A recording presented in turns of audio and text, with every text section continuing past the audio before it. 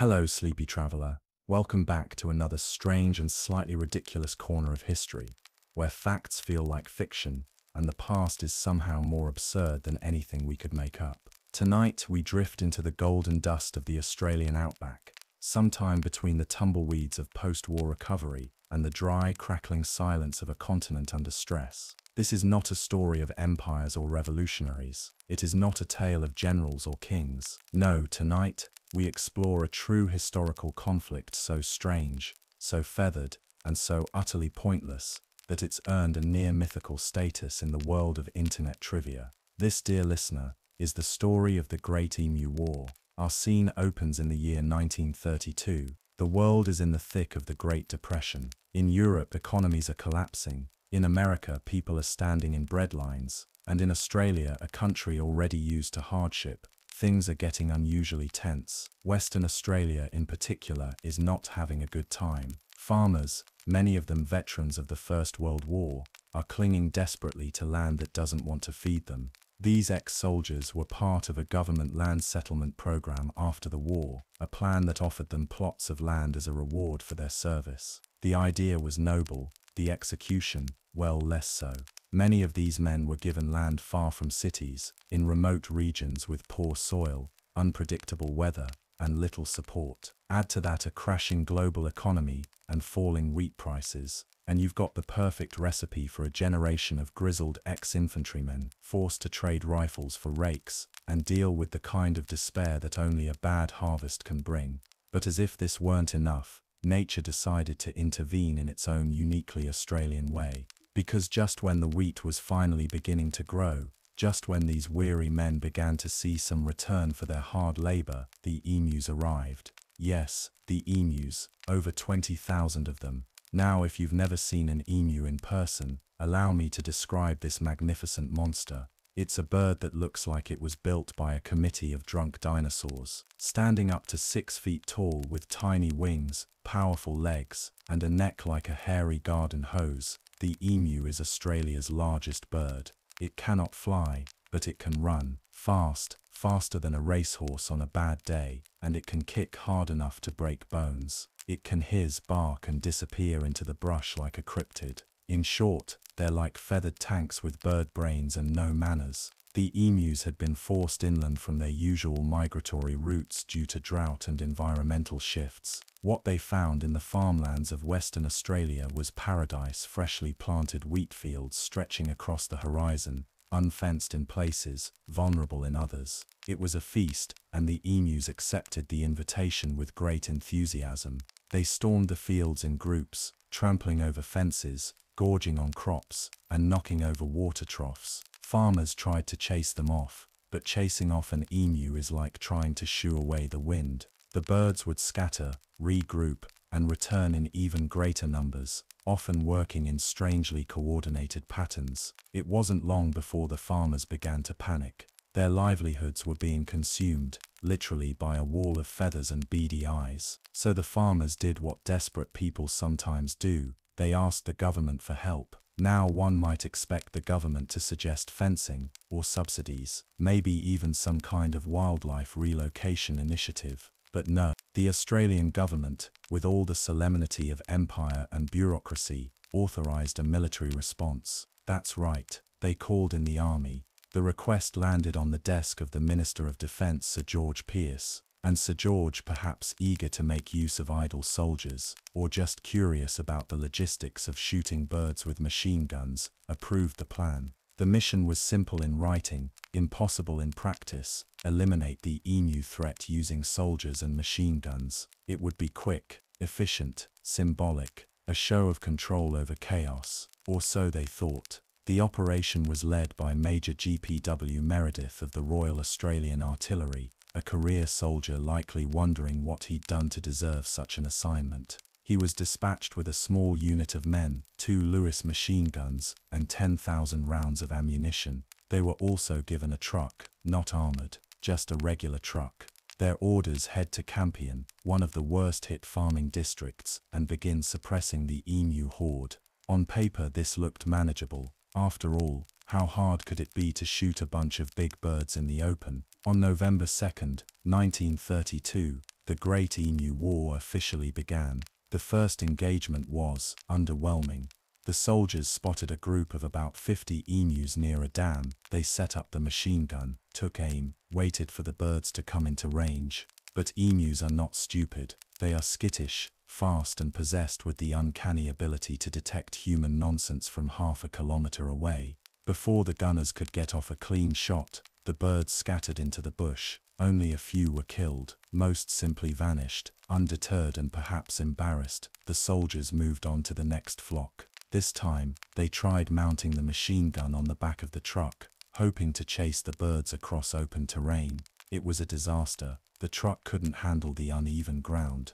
The gunner couldn't aim properly while bouncing around in the back, and the emus once again outran the truck. Within days, the army had burned through hundreds of rounds of ammunition with minimal success. The birds were proving elusive and worse, strategic. Groups of emus would split up when threatened, making it impossible to mow them down in large numbers. The emus adapted to pressure, the soldiers did not. Major Meredith later gave a statement, with the weariness of a man defeated not by bullets, but by absurdity. He said, "If we had a military division with the bullet-carrying capacity of these birds, it would face any army in the world, and that about sums it up." The emus were too fast, too unpredictable, and far too many. After a week of failure, the military paused the operation. The press, naturally, had a field day. Headlines read, "Birds outwit military, army loses ground to feathery foes." Political opponents mocked the government for wasting time, money, and dignity on what was now being called a war against nature.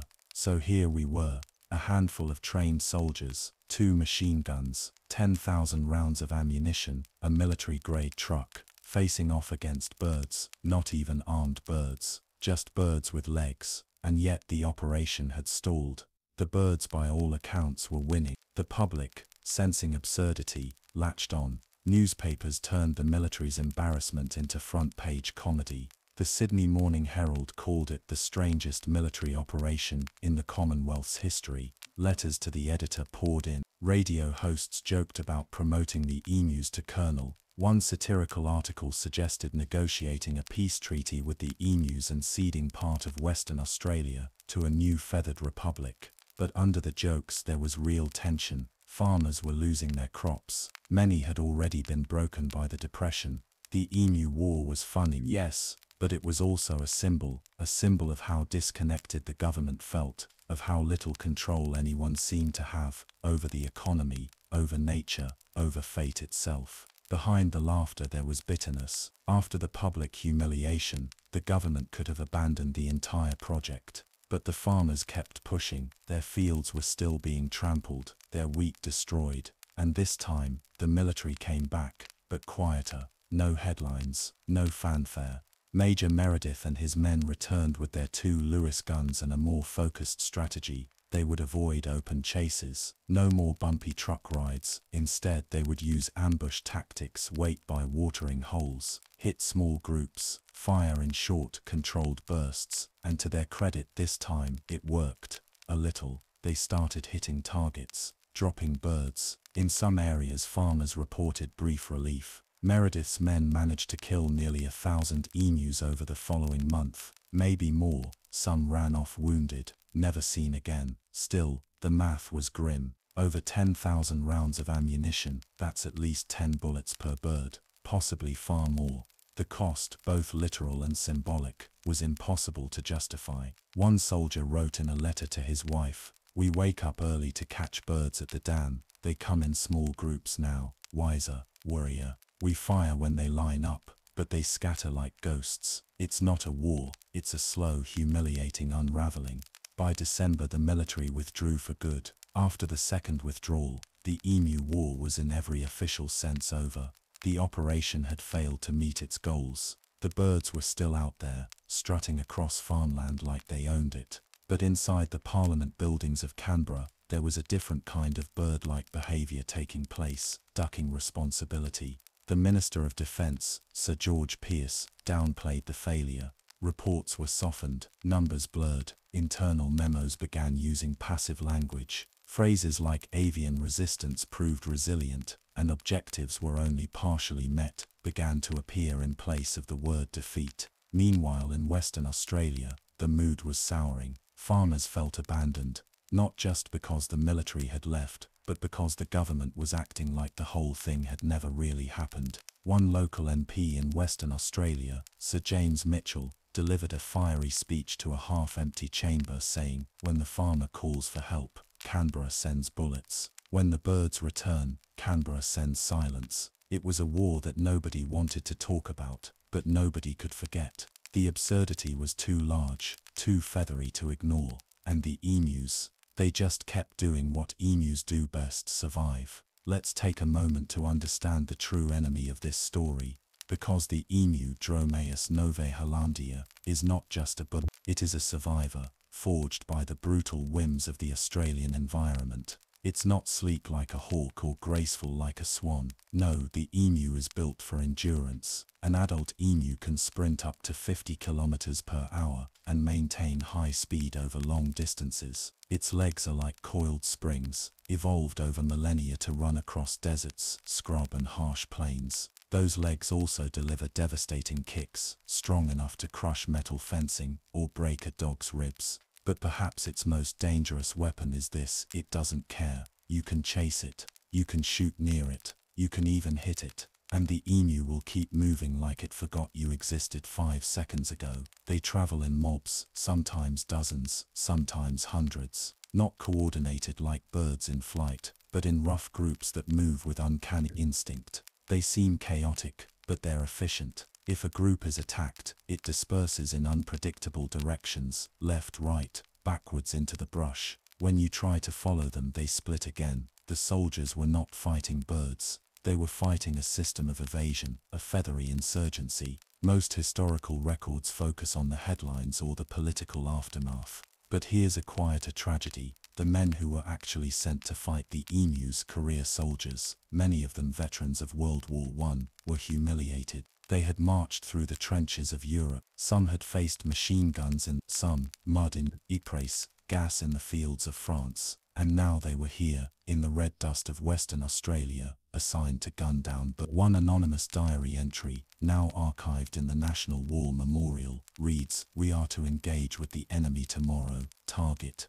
emus. Objective, kill as many as possible. Reality, we'll get laughed at until the end of time." These weren't foolish men, they were just doing their duty. Some tried to take it in stride. One lieutenant reportedly nicknamed the emus, the digger's revenge, joking that the birds were nature's way of striking back at a government that had promised much and delivered little to its veterans. But jokes can only do so much. Over time, the mission wore them down. There was no victory to be had, just miles of driving, hours of silence, and bursts of gunfire that hit nothing but dust and feathers. And in every camp, the same question hung in the air, unspoken but heavy: what are we even doing out here? In the quiet moments after the guns cooled, after the birds had vanished again into the spinifex scrub, the soldiers sat by the fire, poking at tins of beans, boots thick with red dust, watching the stars blink overhead like indifferent gods. Some smoked in silence.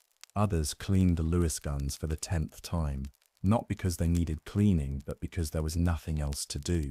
No strategy meetings, no victories to celebrate, just the occasional bird carcass lying in the fields like some cryptic warning. There were no medals, no commendations, just colosses and confusion. One corporal, interviewed years later in a dusty town hall in York, said, "It was the only war I ever fought where the enemy didn't shoot back and still won." That's the part that haunted them, not the killing, not the mud or the flies or the aching heat, but the pointlessness, the staggering absurdity of it all. This wasn't Gallipoli, this wasn't the Somme, this wasn't even a proper campaign. It was a farce wrapped in khaki, a military machine reduced to bird control duty. And while the men out west were sweating through their uniforms and firing at shadows, the rest of the country laughed, not out of cruelty but confusion. It was so hard to believe it was even real. People started sending telegrams, not of concern but satire. A bakery in Melbourne offered to sponsor the troops by sending bread shaped like emus. A pub in Fremantle hung a sign that read, "Half-price drinks for soldiers defeated by birds," and back in Canberra, in the heart of government, there was only silence, or worse, bureaucracy. Parliament never issued an official statement about the outcome. No apology, no reassessment, no funding for fences or better infrastructure. It was swept away with the casual indifference of a paperclip being pushed off a desk. But out in the bush, the damage lingered. Crops kept getting destroyed. Fences broke under the constant stomping of three-toed feet. Water troughs were overturned like playthings. The emus hadn't just survived the war, they had claimed the land as their own. Some farmers started setting bounties. A few picked up rifles and tried to do what the army couldn't. Occasionally they'd get a good haul. But for every dozen birds killed, there were 100 more just over the ridge, pecking at wheat heads and watching with eerie curiosity. Because here's the truth, the military never wrote down, emus aren't just persistent, they're patient. They'll wait for you to leave. They'll remember the sound of the truck. They'll track the rhythm of gunfire. And when you finally go, tired, embarrassed, broken, they'll step right back in and keep eating. You don't beat the emus, you just survive them. The Great Emu War became legend, not because it was grand, not because it changed the world, but because it perfectly captured something all too human. Our belief that we can control everything with machines and plans and bullets, and the deep, stinging realization that we can't. That sometimes nature doesn't fight fair, sometimes it doesn't fight at all, it just outlasts you. The Emu War was over, quietly, without ceremony, without medals. The soldiers packed up, slung their rifles over sunburned shoulders, and rode away in the same rattling trucks they had arrived in. No one clapped. No one cheered. The birds didn't even bother to run. The emus just stood there, watching. In the days that followed, a silence settled across the wheat belt. Not the peaceful kind, not the kind you'd savor. It was the kind of silence that makes you feel smaller, like the land itself was unimpressed. Some farmers stood at the edge of their properties, hats in hand, squinting into the shimmering heat, waiting to see if maybe the birds had finally gotten the message. They hadn't. The emus came back within days, bolder, if anything, like they knew. They returned to the fields like ghosts out of the brush, heads bobbing, claws crunching over dry earth, beaks tearing into wheat as though none of it had ever happened. And now there was no army, no machine guns, just farmers. Alone again. The government, still licking its bureaucratic wounds, issued no apology, no follow-up strategy, no fencing program, no compensation. What they did send was paperwork. Farmers were asked to submit reports of emu damage through official agricultural channels, to detail losses in triplicate, to document bird sightings and feeding behaviors. It was absurd. Imagine a man who's just watched 3 months of his livelihood get eaten by a horde of feathery nightmares, sitting down at a splintered table to carefully fill out line 14B, approximate number of emus observed on Tuesday. The paperwork didn't stop the birds. In desperation, local councils began issuing bounties. The idea was simple: kill an emu, present proof, usually a beak or set of legs, and receive a small cash reward. It wasn't elegant, but it was direct. In the absence of military support, the bounty was their only real defense, and for a while,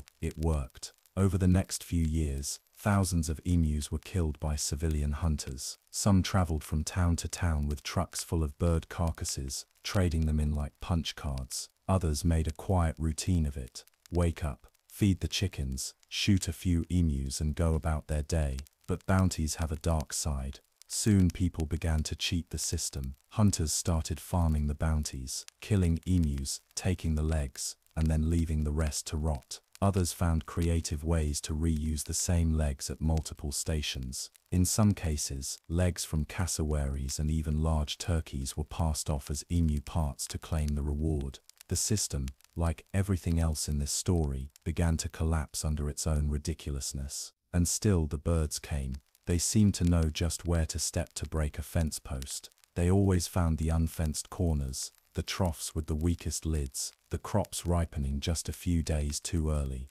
There was something almost coordinated about it. Some locals began whispering, half joking, half serious, that the emus were learning. that they were watching the humans, studying them, waiting. One farmer from Lake Grace swore he saw the same bird return to his field every morning for a week just to stomp on his newly planted rows. He nicknamed it the General. No one laughed. Not really, because by now the Emu War wasn't funny anymore, at least not out here. It was a symbol of abandonment, of failure, of the vast, uncaring machinery of government that rolled into town for a photo op and then vanished. The soldiers had left, but the war stayed. But it changed shape.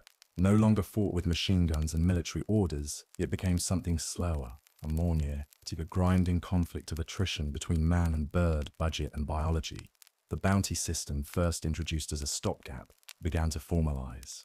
Local councils in Western Australia passed ordinances offering cash rewards for each emu carcass or pair of legs delivered. The rates varied from district to district depending on how desperate the situation was and how deep the treasury went. Some offered just a few shillings. Others, fearing total crop collapse, paid nearly £1 per kill. And people came. They came with rifles, shotguns, even crossbows in some places. Professional hunters, farmhands, drifters, ex-soldiers who still remembered how to track and aim.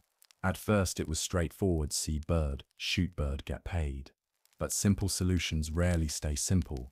By the late 1930s, the bounty system had ballooned into something almost industrial.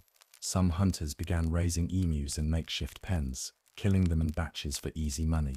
Others traveled with wagons full of legs they claimed to have collected in the bush, when in truth they had simply acquired them through black market exchanges with fellow bounty chasers. In one region, a clerk noticed the same man submitting identical-looking legs week after week. Upon closer inspection, he discovered they were dried, painted wood, carved with uncanny precision. The hunter had been paid more than £200 before being caught. And still, no one stopped the program. Because the emus never stopped either. Each year when the rains came, so did the birds. Hundreds, thousands. Their numbers swelled with the changing seasons, and the open plains gave them room to roam, to migrate, to vanish when chased. Every year a new crop of young emus was born into a world where bullets were just another noise in the distance. They had adapted. That, more than anything, frustrated the farmers. The emus didn't seem frightened anymore. They didn't scatter the way they used to.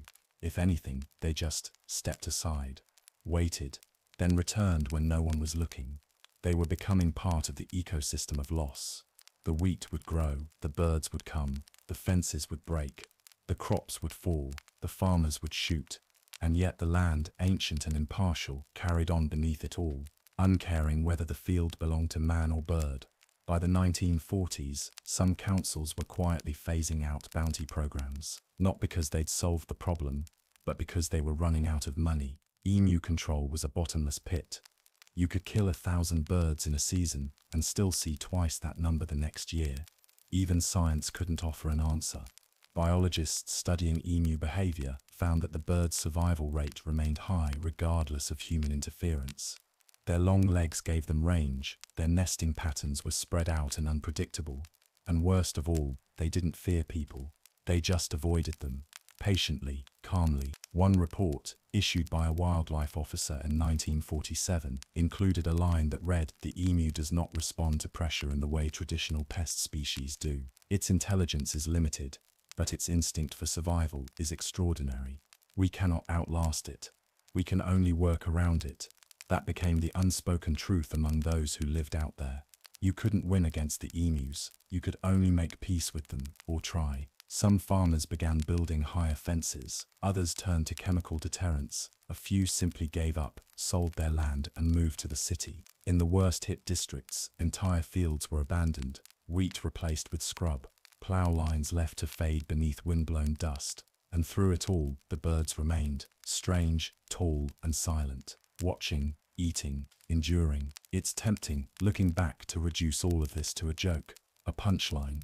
Remember that time the Australian army lost to birds? It's funny, yes, on the surface. But underneath the humour is something deeper.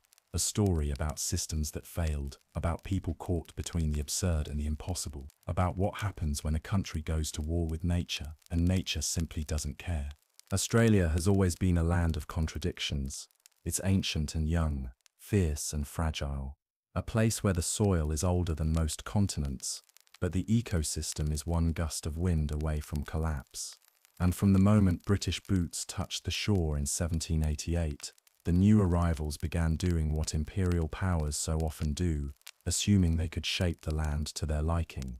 But Australia had other plans. The Emu War was not the first time this country declared war on an animal, and it wouldn't be the last.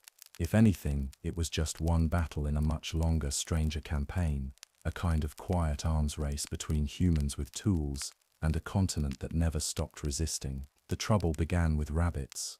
Yes, rabbits. In 1859, a man named Thomas Austin released 24 wild rabbits onto his property in Victoria. He thought they'd be nice for hunting, a bit of sport, nothing major. But Australia, with its mild winters and endless food supply, turned those 24 rabbits into something else entirely. Within decades, there were millions of them. Rabbits burrowed through farmland, tore up crops and stripped entire regions of vegetation. They caused massive soil erosion, ruined water sources, and threatened native species across the continent. They were fast, reproductive, relentless, and entirely unstoppable. Australia tried everything. They built fences, not little fences, vast ones. The rabbit-proof fence, completed in the early 1900s, stretched over 3,000 kilometers from north to south. An enormous wall of wire and hope. It didn't work. The rabbits simply dug under it, or found gaps, or were already inside it by the time construction finished. They tried poisoning, gassing, shooting, trapping, burning. In the 1950s, they even introduced a virus, myxomatosis, which wiped out vast numbers for a while. But evolution is patient. The surviving rabbits became resistant, and the problem returned. Then came the foxes. Imported to control the rabbits, they instead turned their attention to easier prey, ground-nesting birds, small marsupials, native reptiles.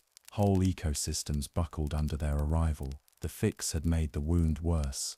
Later still came the cane toads. In 1935, 102 cane toads were brought from Hawaii to Queensland. Their job simple: eat the beetles, destroying the sugarcane crop. But the toads didn't eat the beetles. They bred. They spread. They began poisoning everything that tried to eat them: snakes, goannas, quolls, even crocodiles. Their toxin-filled skin turned them into walking biohazards. They marched westward across the country like a slow, toxic tide. By the 1980s, they were covering hundreds of thousands of square kilometers, disrupting food chains and baffling scientists. Each time, the pattern repeated. A problem arose. A solution was introduced. Usually something with fur, fangs, or legs, and nature, ever unpredictable, refused to cooperate. There's something deeply Australian about this cycle, not in a patriotic sense, but in a geographic one. The land itself, this strange sunburned continent, doesn't bend easily. It is not a canvas, it is not clay, it is a mirror. And every time humans tried to impose their will, it reflected that will back with consequences. The Emu War was funny, but the rabbit plagues weren't. The cane toads weren't. The extinction of dozens of native species, from the thylacine to the lesser bilby, certainly wasn't. We weren't just fighting animals. We were fighting our own misunderstanding of what this land is, and what it is not. It is not. It is not tame. It is not predictable. It is not here for us. It was here long before us, and it will be here long after. And the animals, the emus, the rabbits, the toads, the foxes, they're not villains. They're just survivors, products of a system they didn't design and don't control. Much like the farmers in the end, that's what ties them together. They're all just trying to live. Time passed. The headlines faded. The crops came and went. Most of the veterans who'd fought the Emu War returned to ordinary life, working farms, raising families, never quite sure what to say when people asked them what they'd done in uniform. Australia moved on. But the Emu War never really went away. It just changed. For decades it lived in footnotes, in the corners of agricultural reports, in dusty town records and old war journals. A strange little aside no one knew quite what to do with. Not important enough to study, not serious enough to shame, but too absurd to forget. Then came the internet. And the Emu War was reborn. At first it was a curiosity, a strange fact passed around history forums and trivia nights. But something about the story caught fire. A nation deploying machine guns against birds, and losing. It sounded like satire, a sketch from a comedy show. But it was real. That's what made it powerful. It began to spread. It showed up in memes, in reaction GIFs, in parody news articles. People started drawing posters, as if it were a real war. Recruitment ads featuring emus in helmets, medals awarded to flightless commanders, propaganda slogans like "Never forget Campion 1932" and "Birds of a feather fight together." Reddit threads dissected it like a military case study. Tumblr gave it ironic reverence. YouTube creators made animated retellings, reenactments, full-length narrations. It became part of internet culture, a strange little in-joke that required no explanation. Just say Emu War, and the tone was instantly clear. Absurd, brilliant, tragic, hilarious. But beneath the laughter something else grew. Fascination. People started researching, digging, asking questions. Was it really that bad? Did the soldiers actually lose? Were the birds that hard to hit? And the answer, annoyingly, was yes. The deeper you looked, the more surreal it became. The official reports confirmed it. The failure rate, the misfires. Still, the fact that they tried to mount a machine gun on the back of a truck and chase birds across uneven ground like some deranged episode of Wile E. Coyote. Every time you thought the story couldn't get weirder, it did. And in that weirdness, people found something oddly relatable. Still, the Emu War became a symbol, not just of failure, but of human overreach, of bureaucracy gone sideways, of the comical limits of control. We live in a world obsessed with power, technology, order, and here's a moment in history where all of that collapsed under the weight of feathers and bird tracks. There's a kind of catharsis in that. If even the army can fail spectacularly at something so simple, then maybe, just maybe, it's okay if the rest of us don't have everything figured out either. The Emu War, in the end, has become more than an event. It's become a parable, a bedtime story for the internet age, a reminder that sometimes, when the world doesn't make sense, you just have to laugh, take a deep breath, and accept that even birds can win battles, and they don't even need to know they're fighting. If you go to Campion today, you won't find much.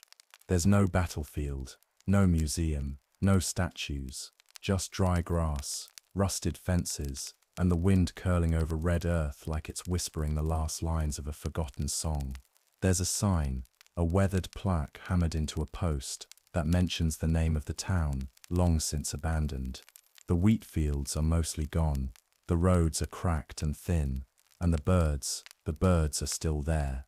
You'll see them in the distance, just past the tree line. Big, bobbing silhouettes, heads turning, eyes glinting in the late afternoon light.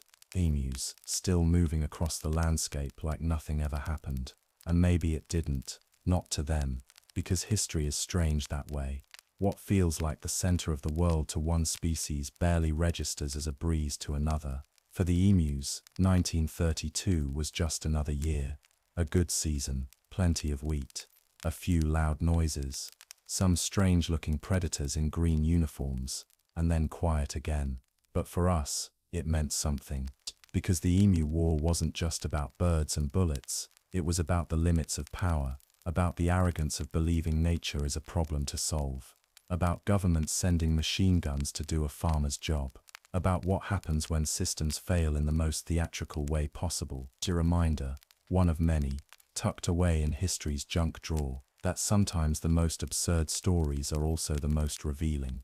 We like to think of history as neat, linear, full of meaning, but the truth is, sometimes it's just messy, ridiculous, petty, glorious, a strange and stubborn dance between people and the world they're trying to control. And the Emu War, that quiet, bird-brained disaster, is a perfect example. It left no legacy of victory, no monuments, no national day of remembrance, just a story we tell and retell, not because it's noble, but because it's honest, because it shows us, in the most feathered and comical way, that being human means failing sometimes, gloriously. publicly, and still carrying on. So if you ever feel like the world doesn't make sense, or like your best efforts are being trampled by invisible claws, remember this: at least you didn't lose a war to birds, and even if you had, you wouldn't be alone. Now close your eyes, dear traveler. The birds have wandered off, the fields are quiet again, and the absurdity of history, just like the emus, will still be waiting for you in the morning. Diary of Private Thomas K. Murdoch, Royal Australian Artillery Campion, Washington, November 5, 1932. They sent us after birds. I still can't say it out loud without feeling like I'm in the wrong century. Somewhere out in Europe, men are still counting scars from the last real war. And here I am standing in a sun-bleached field of half-eaten wheat, tracking a mob of flightless birds with a Lewis gun slung over my shoulder. We spotted the first group at dawn, maybe 30 of them, all legs and arrogance. They were standing by the edge of a dam like it belonged to them. When they saw us, they didn't panic, they didn't scatter, they just stared. I don't know how to explain it. Their eyes are like marbles, dark, flat, unreadable. It's like aiming at something that doesn't even know it's supposed to be afraid. We tried to flank them, set the gun on the ridge. Corporal Vance was on the trigger. I was spotting. The barrel jammed before the third burst. Emus vanished like smoke, left us with nothing but dust in our teeth and the shame of it all. Again. I've fired more rounds this week than I did in France, and I've got less to show for it than a man hunting flies with a shovel. The heat here isn't like anything I've known. It comes through your boots, climbs into your bones, makes everything feel slow, even your thoughts. Half the time I can't tell if I'm melting or dreaming. I saw one today, a big one, taller than me, at least 6 feet, wore a scar down its flank like it had walked through hell and came out the other side laughing. Vance swears it's the same one that's been showing up every morning, always just out of range watching us set up, then ducking away at the last second. He's started calling it the General. I laughed at first, but now I'm not so sure. There's something in the way it moves, like it knows how far the Lewis can reach, like it's learning. I don't like thinking that.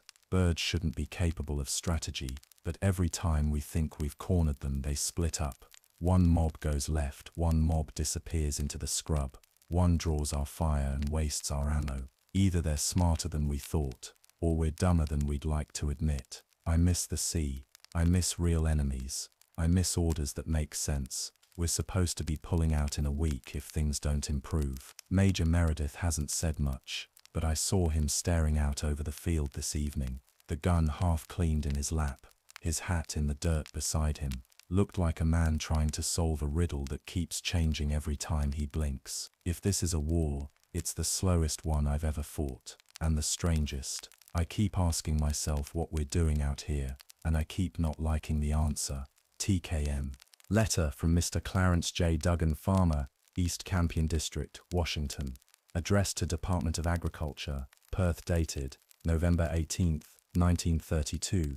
To whom it may eventually concern, I hope this letter finds you somewhere between a desk and a decision. I've written twice already, once to the Department of Defense, once to the Wheat Stabilization Board, and now to you, the Department of Agriculture, because someone somewhere must surely be in charge of emus. I'm not a complicated man. I don't ask for handouts. I didn't complain when the soil turned on us, or when the wheat prices fell so low I had to sell a wagon just to afford seed. I've patched fences with wire that wouldn't hold a thought together. I've rationed water for the crops, the dogs and the wife, in that order, and with her approval. But this is something else. I counted 47 of them yesterday, emus. Big, ugly, thick-legged things stomping through my south field like it was theirs by birthright. They move like ghosts. You hear them before you see them. Crunch, crunch, crunch, claws over dry stubble, heads bobbing like they're laughing at you.